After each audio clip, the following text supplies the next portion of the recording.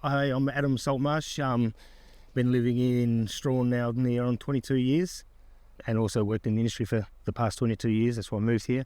This is where we always dreamt of raising our children. It's a beautiful town. It's a safe place to raise children and they have a wonderful backyard. And this is where we want to stay. We don't want to go anywhere else. We believe that the salmon and the skate can coexist together.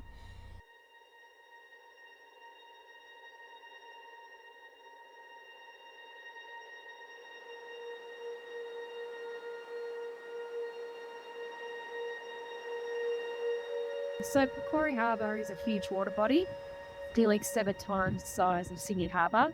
And our industry, the 3 companies that operate here, we take up a bit under 3% of the overall geographic area of the harbour.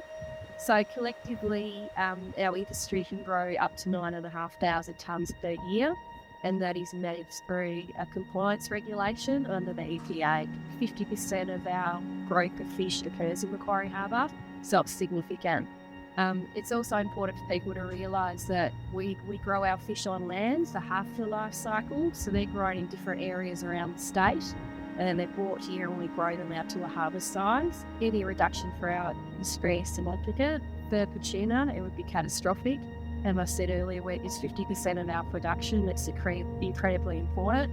We've been operating here as an industry for nearly 40 years, and we want to be here well into the future.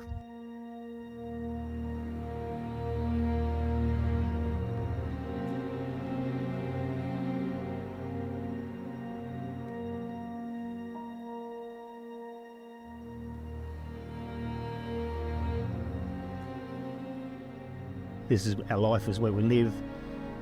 For us to move away, it'd mean I'd have to move away from our kids, probably, do shift work, fly in, fly out, maybe for weeks at a time. So that means missing out on kids, school events, growing up, it's pretty daunting. It worries us a lot. It'd be catastrophic, right? The flow-on effect would be huge for the small community because there's just so many people that work aquaculture, and the schools that our kids go to, the other workplaces where our partners work, everyone would have to either leave or try and find local work, and majority of people would just have to pack up and go, and everything would just shut down around it. I can imagine, we've got 60 odd kids at the school, probably 60 to 70% of them are aquaculture families, so they'd have to move on. And then the worrying thing is, is that feasible for the schooling to keep continuing on in Strahan, or do the kids have to travel to Queenstown on a bus?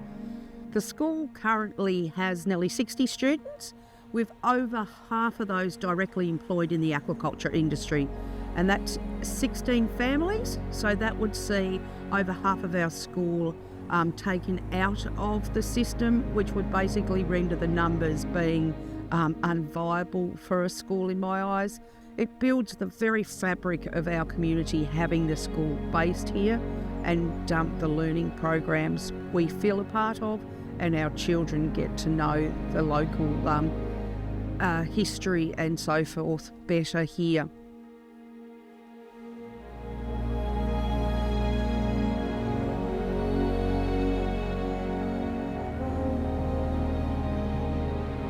Look, there's a range of opinions about the skate. Pretty well everybody I talk to is concerned, and we want to keep it, we don't want to lose it.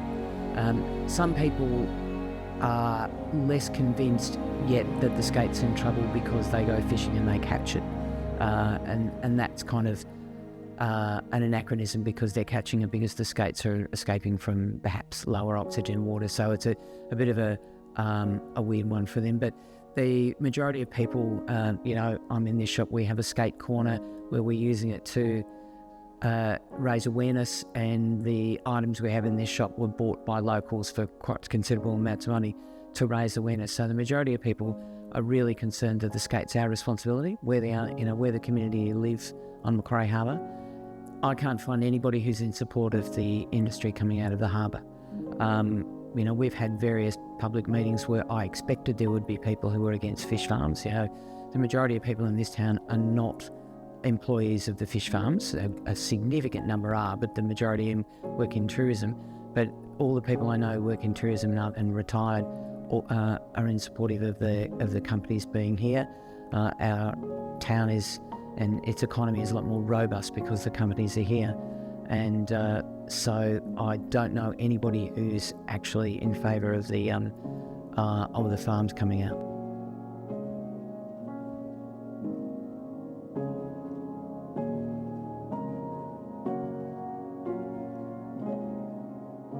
We've got about 110 people directly involved in our operations here in Strahan. The majority are locals, and pretty much every one of those families has a direct impact on the schools, on the local shops, even partly due to the tourism ministry, the local pharmacy, the doctor. It's just so crucial. It's almost half the town has a direct relation to aquaculture. We would like to think that Minister Plibersek will consider the science and what we've put forward in our industry and individual company submissions. It's really complex. It's a really complex water body, and there's a number of factors that are influencing oxygen levels in the harbour. And yes, our industry is part of that, but we have taken action to mitigate that. We've been asking for a long time, probably over 2 years now, for what we want, like an integrated management approach in terms of improving the environmental conditions for the harbour and the future for the Macquarie scape. So that's industry, so ourselves, hydro operations, the legacy light issues that we see, then the influence of what comes down the King River still to this day.